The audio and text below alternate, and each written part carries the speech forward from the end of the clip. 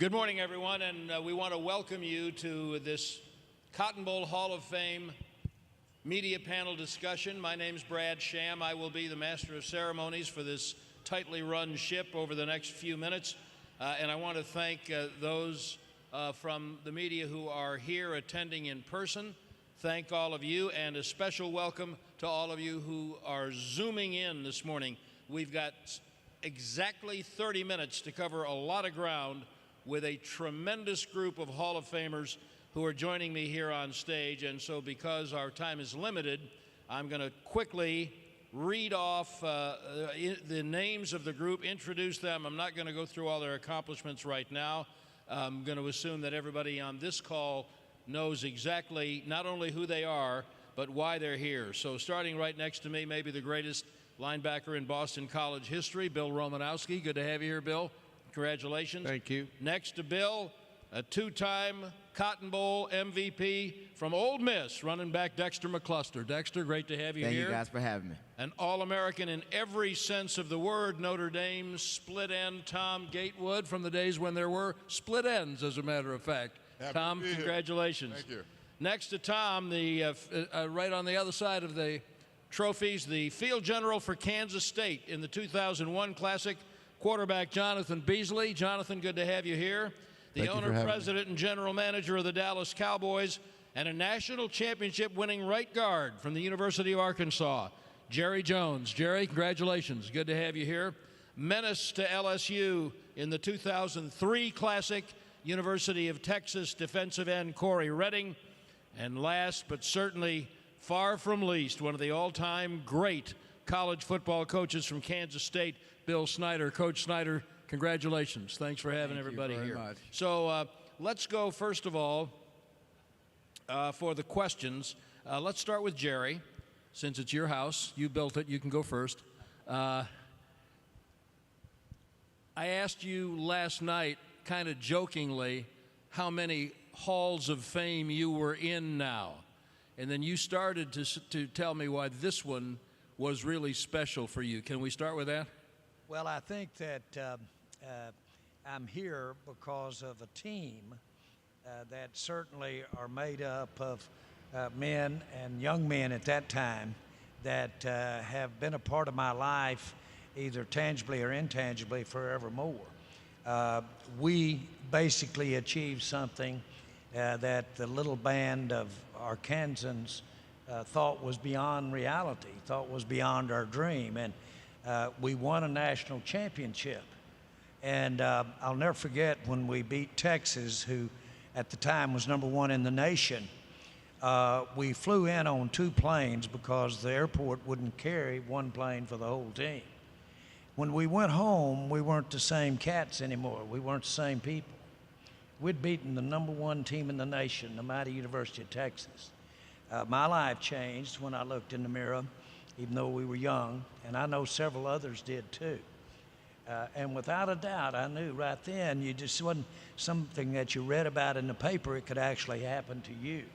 And I would say that the team that I got to play on in the Cotton Bowl, what that team accomplished inspired me in a way that very much influences the fact I'm sitting here today in sports with the Dallas Cowboys. And so, as it does, experiences do for young people, that day, that game, winning it all, winning undefeated there in that Cotton Bowl, did change my life. A couple of these guys played in the Classic, both in the Cotton Bowl Stadium and here, and I think it'd be very appropriate to ask you if you would have ever thought about having something like this when your Arkansas team played in the Cotton Bowl that year you won the national championship. Well, no, not at all. I am going to speak to that in my remarks. But you know, the Cotton Bowl was, if you lived in Arkansas, the Cotton Bowl was the crowning glory to get to someday get to go down to Dallas and play in that Cotton Bowl. And so just the game itself, just the aura around the game was, of course, emboldened you to play above your pay scale, so to speak. I know that I was a pulling guard, And I remember weighing right before the game, I weighed 183 pounds.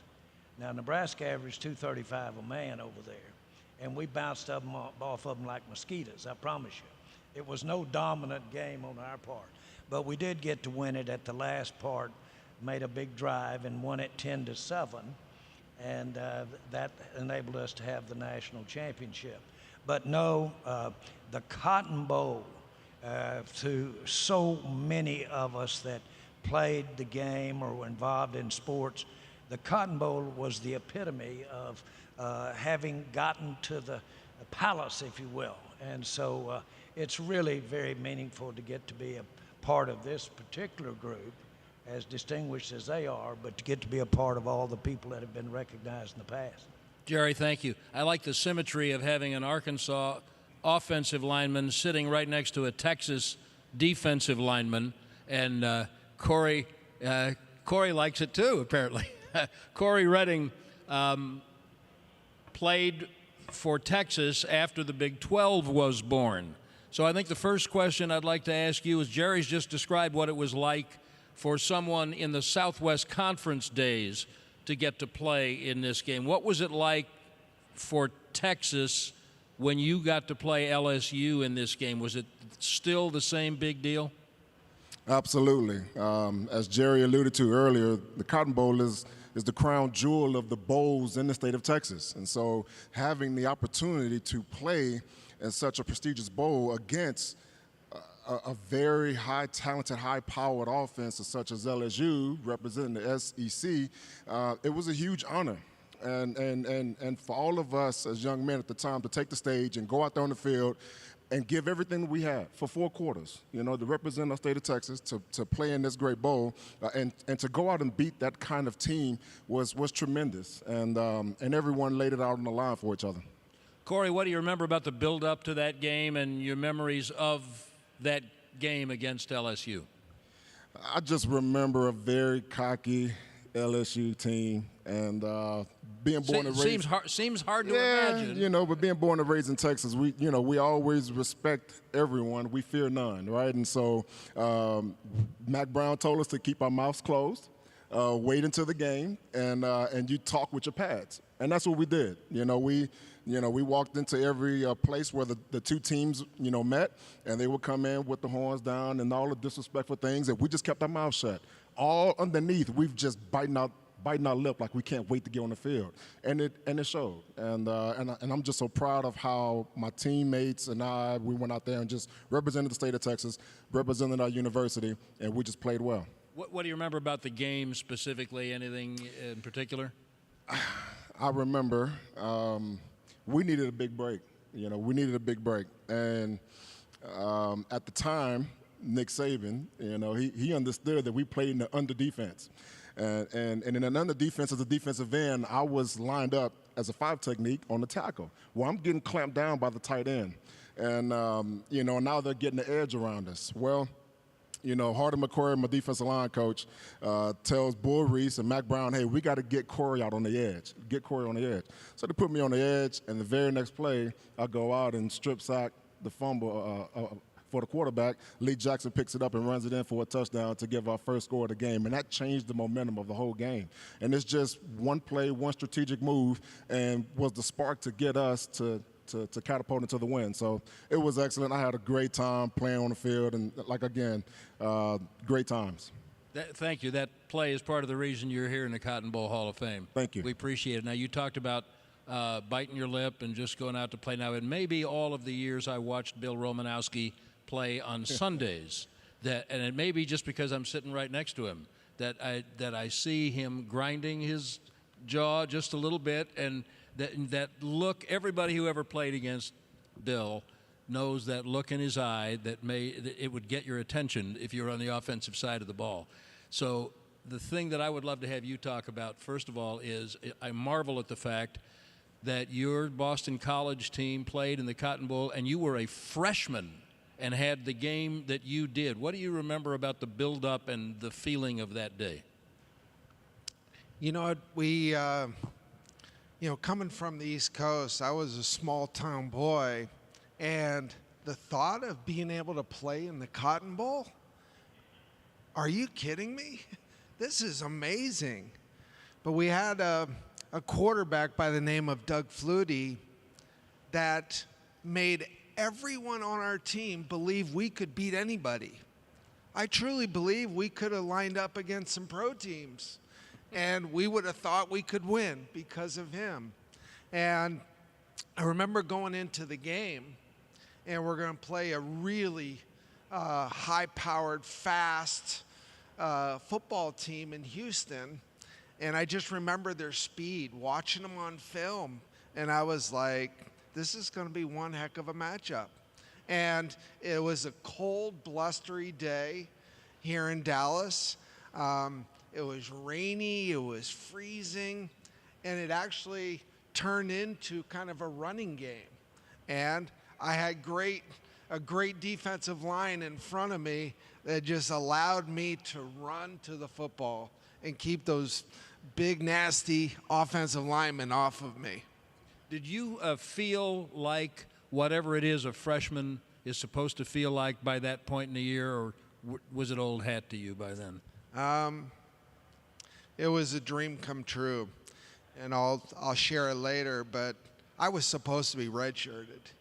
And just because of, drive, determination, and hard work, I was able to play that year, and to be able to start and play in the Cotton Bowl was such an amazing honor and a privilege and something I will never forget. Now, there's only one quarterback up here, so I'll risk. I don't think I'm going to hurt Jonathan's feelings when I ask you this. Your quarterback, who you've just mentioned, was a pretty high-profile guy. Yes. Did that make it easier or more difficult for you guys on defense to shine? At times it turned into a one-dimensional game, but because of the weather, it took kind of the passing game out of it, and it was just one of those 9-on-7 type football games where you knew you were going to have to win in the trenches. And it ended up being our running game on offense and, our defense, being able to stop them versus the run. What I love about football and the people who play it well is if just look at the sparkle in his eye when he talks about that day, and it's been a couple of years. I love that, and that passion was so evident whenever you played. Now, there's only a few of us up here who remember the bowl landscape before it shifted 3 or 4 times. But believe it or not, there was a time when Notre Dame, by its own choice, declined to participate in bowl games. And it was the late, great Field Scoville and Jim Brock who helped them change their minds and come to the Cotton Bowl in the early 70s and play Texas. And so, Tom, I would love to have you talk a little bit about what it was like to actually play in a bowl game for those Notre Dame teams. It was an opportunity to play against a team. Tom, I'm going to ask you to bring that mic a little closer to you. There you go. It was a great opportunity to play in a bowl game that would match us against a great Texas team that was on a win streak like no other. 20 games in a row, coming back to try to win a second title. And Notre Dame coming into a situation where 45 years had elapsed before an ND team had played in a bowl game. We felt like we could meet the challenge. So here we are. In a game, we take first blood, a 3-point field goal, and then I'm at the line of scrimmage on the next offensive drive, and I'm not sure if we're going to run or pass. We go in the huddle, we're talking. Theismann calls a play option. And I look down the field, and Danny Lester, number 23, is all alone. And I look inside. Theismann looks at me. I knew that the play was going to change, and I was the man. Just by that look. Just by that look. I take off, and Lester is peeking in the backfield because Theismann fakes a handoff And the next thing I know, I'm in the end zone 54 yards down the field, pumping a fist and ecstatic because I'm giving an emotional lift to the Notre Dame team that's here to try to take the Longhorns. It was a tough match. We're playing against the wishbone. We're back and forth. Scores are on, off, and Texas in the closing 2 minutes of the game wins the game. But we had the satisfaction of knowing that we played them all throughout that game, a tough game, gave them a show. And so that stadium remains iconic in my world because that was the Texas Longhorn stomping ground. And then you played them the next year. Second year, different story. We have a coach, Ara Parseghian, who's also in the Cotton Bowl Hall of Fame, along with, of course, Darrell Royal, who was masterminding that type of offense.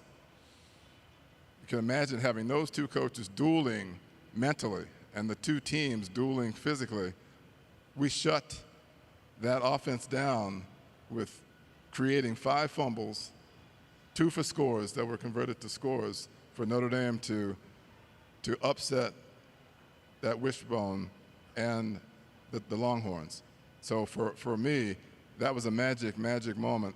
I didn't get to play the whole game because I got injured in the first quarter, but I dragged myself in on a 20-yard score, again, giving an emotional lift to the team, and we carried on from there. You mentioned Coach Parseghian. I'd love to have you talk a little bit about what set him apart as a leader and a head coach for you in those days. I think because he was a man of vision.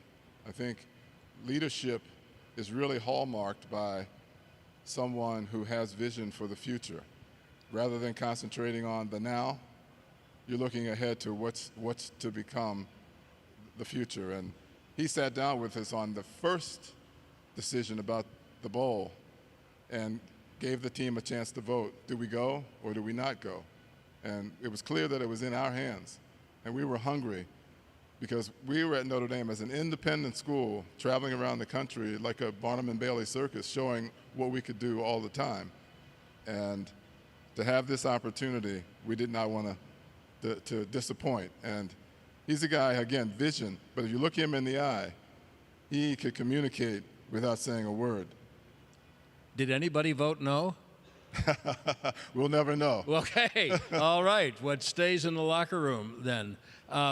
Okay, so Bill talked about the weather in the game that Boston College played Houston, and Jonathan Beasley is here today for running a Kansas State team in similar weather. That was a hard day to play quarterback, it looked like anyway. I remember the day. What do you remember about it from a quarterback's point of view?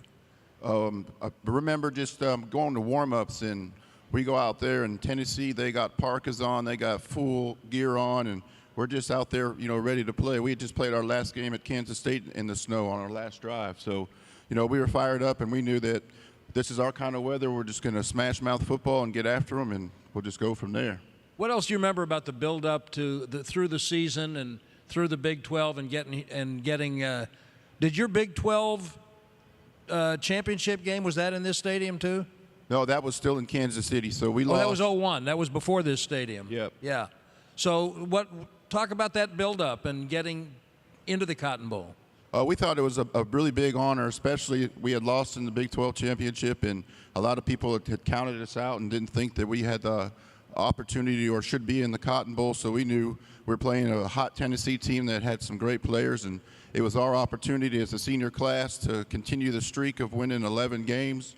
And we didn't want to let that streak end. We didn't want to be the ones. And so we just fought through the season. We had some tough losses, but, getting the opportunity to finish here was something that we all were ready for, and we're ready for the challenge. And what did the Cotton Bowl mean to you? What was it to you when you were growing up, when you were playing high school football? The Cotton Bowl is the premier bowl. When I was growing up, we'd always watch it on TV. We'd get up in the morning, watch some parades, and then everyone would sit around and watch the Cotton Bowl. So to have the opportunity to be here twice was really good. For a freshman year, I didn't play, and we lost to a good BYU team. But I knew if I had the opportunity again to go back, that we're going to leave with a win. We couldn't have a sour taste in my mouth. I've saved these last two men for the last two for a reason, because it's as though when the idea of a Cotton Bowl Hall of Fame was conceived, it was done with them in mind. So Dexter McCluster played in the last Cotton Bowl Classic in the Cotton Bowl Stadium, and the first one here at what is now AT&T Stadium, and was the offensive MVP in both of them. So what do you remember about the contrast in playing in the Cotton Bowl Stadium and then coming in here? First and foremost, it was just an unbelievable experience. Growing up, always the smaller guy. I'm not supposed to be here. A lot of people doubted me, counted me out. So coming down in the old Cotton Bowl Stadium, playing a great team, Texas Tech. I don't think anybody gave us a chance, really. Maybe they did. I'm not sure. But I think we knew that as a team, we had Houston Nutt, man, which is another Cotton Bowl Hall of Famer, a great guy. He was a guy, like you said, a coach that, you'll run through a brick wall for him. He's going to give you everything you have, and he's going to make you show that personality that you have. So I had a great experience, especially closing it out, with a win with that team, man. The Cotton Bowl is definitely going to be something I'm going to tell all of my kids, all of my daughters, and then some, because it's a great opportunity, a great moment. Yeah, obviously, that year you had no way of knowing you'd be playing in the same bowl game again the next year. So as far as young Dexter might have known then, this is your opportunity to play in the Cotton Bowl. Was there anything in your mind about, well, this is cool, this is the last time this game's going to be played in this stadium? You know what? I thought it was a great opportunity to go out with a bang. But at the end of the day, I'm always a team first type of guy, So we knew what came with the game, but at the end of the day, we wanted to go out there, have a good time with our brothers, and just see our hard work pay off. And again, man, closing it is an unbelievable feeling. I'm enjoying every moment. Again, I can't thank you guys enough for the opportunity, but just closing it out the way we did, and then, like you said, coming back here is. It's a wonderful opportunity and something that's going to last for a lifetime. And what was it like then, Dexter, the next year to come back and play in the game in this building? Yeah, man, coming in here, you always want to go to the NFL, right? You grow up as a 7-year-old. I'm going to make it to the NFL. I'm going to get this house. I'm going to get this car. And, having the opportunity to come into the Cotton Bowl game a second time into an amazing stadium like this, man, and just have that pro feeling, it was amazing. I can remember just looking up at the Jumbotron and watching every highlight, man, watching everything. So it's an unbelievable feeling, and just to be back here again, I'm just going to take a deep breath and just thank God for every opportunity, man. Congratulations on being here. Thank you. I appreciate it. All right, Coach Snyder, you were in 3 of these games, and the time frame went from 1997 to, I believe, 2012. But your whole career has been remarkable, and I have the sense that you, as much as anyone, can appreciate the history, the tradition, and in a unique way, the meaning of the Cotton Bowl to college football. I'd love to have you share your thoughts about those things. Well, I think that goes without saying. People who have been invested in, and people have been involved with the environment for the Cotton Bowl. The community of Dallas supports it amazingly well. What Jerry has done with this beautiful building to move the Cotton Bowl here, an amazing facility. But probably the thing that sticks out in my mind more than anything else is the fact that players in our program, Jonathan, the perfect example, players in our program, after we had been here the first time, all wanted to return. And every year, we went to a ton of bowl games, but every year I would always, if a choice was provided us, I would always allow our players to make the decision on which bowl they wanted to go. And hands down, it was always the Cotton Bowl if it was if we were asked to come. The hospitality is amazing. I think that's what everybody here is finding out right now. And we, as I said, in comparison across the nation, and hospitality everywhere is great, but it is truly special here in this community and with the people that operate the and organize the Cotton Bowl. So it was, it's just special in all that respect. People have just been very, very gracious to us, and I'm sure to every program that's visited here. I feel a little bit like asking someone which of their children they most prefer, but you coached in 3 of these classics. Does any one of the 3 stick out most in your mind? Well, most people would probably, as Jonathan would probably say the Tennessee ball game. But the one that sticks out in my mind is the first one we played in against BYU, and a highly ranked team at the time, 4 or 5 in the nation. And we had, without going through the entirety of it, we had the opportunity to win the ball game. 4-point ball game. We had a chance to win the ball game in the last quarter, I think, with 2 minutes to go. Kevin Lockett caught a pass in the end zone, which would have won the ball game for us, and he was ruled out of the end zone, which we contested, but unsuccessfully. But I still have it on tape. But that sticks out in my mind probably more than any of them. Coach, thank you. Gentlemen, to all of you, sincerest, deepest congratulations. And on behalf of the Cotton Bowl, our thanks for allowing us to honor you and what you've done. To all of you, thank you for Zooming in. We're going to go have lunch now, and the Cotton Bowl induction ceremony will begin at noon. Thanks for being with us.